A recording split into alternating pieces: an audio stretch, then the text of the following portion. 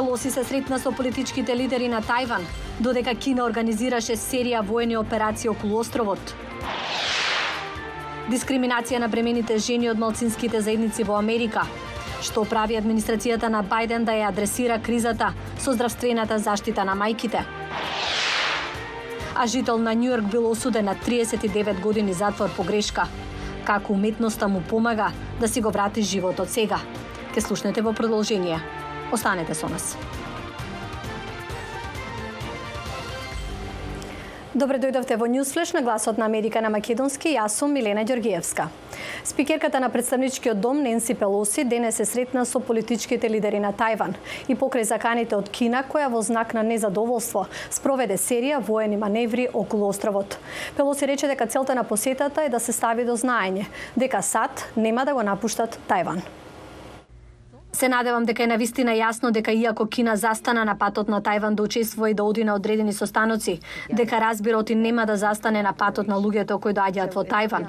Тоа е знак на пријателство, поддршка, но извор на учење за тоа како можеме подобро да работиме заедно, рече Пелоси, која е највисокиот американски функционер во последните 25 години што го посетил Тајван. За време на посетата, тајванскиот председател и врачи на Пелоси медал за незиниот придонес на островската територија. Пелоси истакна дека е голема чест што ја нарекуваат добар пријател на Тајван и оти посетата има 3 цели: безбедност, економија и управување. Кина има поинаква интерпретација на посетата на Пелоси, започнувајќи серија заеднички воени операции околу островот вчера вечерта, како одмазда за, како што вели, ескалација од страна на САД.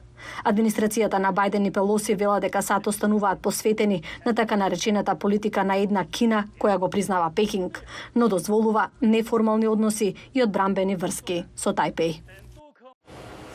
А во здравствениот систем на САД постои дискриминација на црните жени и домородните американки, кои се во поголем ризик да починат поради компликации при бременост. Подпредседателката Камала Харис организираше напори да се адресираат потребите на мајките, во кои се вклучија и членови на Конгресот. Но ке може ли администрацијата на Бајден да го реши овој проблем доволно брзо? Еве што велат овие жени. Во незините подоцни години Ванда Ирвинг не планирала да чува дете. Тоа се променило откако незината ќерка Шалон Ирвинг починала, откако ја родила незината сега 5-годишна ќерка Солеил. Шалон беше прекрасна. Таа беше ќерка што секоја мајка сонува да ја има. Ванда вели дека Шалон сакала ќерка повеќе од што било и од бременоста и поминала лесно. Јадела добро, вежбала и одела на лекар. Но откако се породила, незините екстремитети почнале да ја отекуваат, а крвниот притисок искокнал. Ја прашавме Ванда дали смета оти Шалон комуницирала добро со лекарите.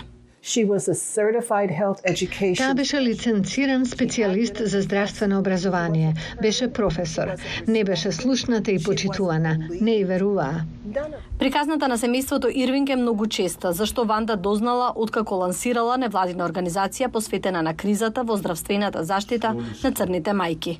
Здравјето на мајките е проблем што подпредседателката Камала Харис го постави како нејзин приоритет. САД имаат една од највисоките стапки на смртност кај мајките од која било друга така наречена развиена држава. Рохини Косоглу е советничка за домашната програма на подпредседателката. Црните жени имаат 3 пати поголем ризик да починат за време на бременоста за разлика од белите. Овој ризик е 2 пати поголем кај домородните американки. Подпредседателката ги предводи напорите за адресирање на тоа што им треба на жените кои се бремени и потоа. Списокот е долг: храна, транспорт, сместување. Поддршка за млеко, пристап до услуги за ментално здравје, активисти кои ќе им помагаат на жените во различни болнички услови. Размислуваме и за зацврстување на работната сила. Има недостиг во државата од гинеколози и бабици. Зад овие напори стои конгресменката Лорен Андервуд, копредседавачка со групата за здравје на црните мајки, една од најголемите двопартиски конгресни групи.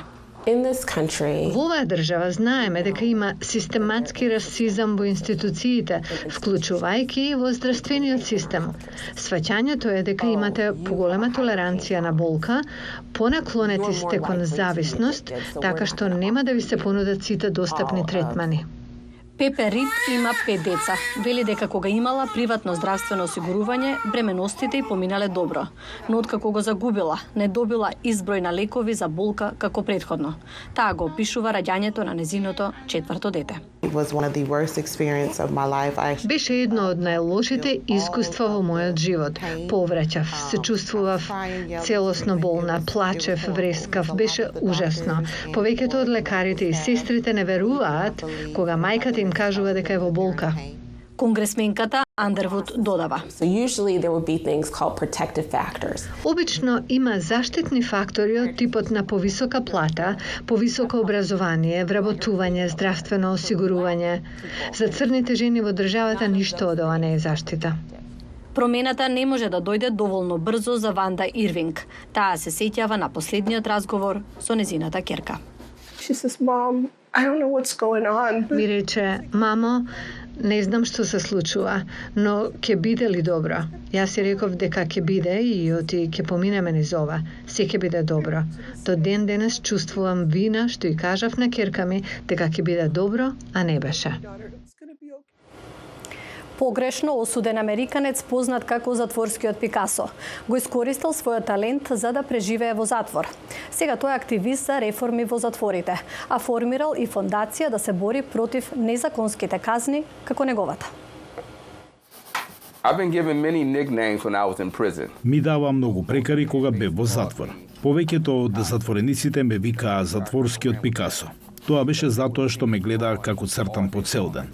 Цртав по 10 часа дневно и никогаш не земав слободен ден. Ме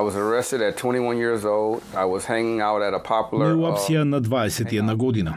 Бев во популарно место за дружење во Бафало, Њујорк, кога во ресторанот се случи пукање. Истрчав до мојот автомобил, но брзо потоа бев уапсен, приведен и испрашуван. Бев обвинет за застрелување на 3 лица. За неколку дена 8 лица сведоча дека јас не сум сторителот и вистинското лице го призна делото. Но сите тие сведоци и признание беа отфрлени. Бев прогласен за виновен по сите обвиненија и осуден од 39 години до доживотен затвор. Се најдов во поправниот дом Атика и не знаев што да правам. И се прашував, како ќе го преживеам ова? Кој ќе ми помогне? Кој ќе верува дека сум невин за ова дело? Напишав многу писма, стотици писма и сите беа игнорирани. Морав да донесам одлука дали сакам да живеам или сакам да умрам. И кога го гледав филмот Shawshank Redemption, главниот лик имаше два избора – живее или умри, бидејќи беше невин за злосторството за кое беше во затвор. Вујко ми рече, може би треба повторно да почнеш да црташ, затоа што ако го вратиш својот талент, би можел да си го вратиш и животот. Ми испрати неколку моливи во боја и хартија и јас почнав да цртам.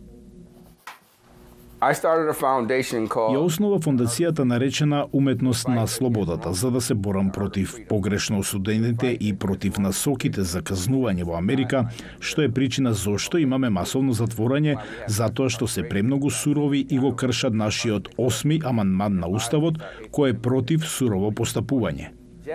Джек Никлаус, најголемиот играч на голф на сите времиња, кога ме запозна, рече дека го потсетив на Нелсон Мандела поради мојот дух, бидејќи не сум огорчен и не сум луд. Знаете, во животот сите ќе бидеме тестирани со нешто. Уметничките дела за мене беа терапија во затворот, но за некој друг може би е нешто друго.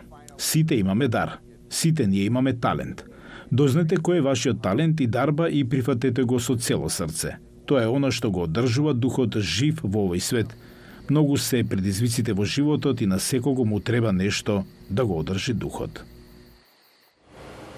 Од мене толку. Продолжете да не следите на нашата веб страница и социјалните медиуми. Јас сум Милена Ѓоргиевска со нови информации. Се гледаме утре повторно. Пријатно.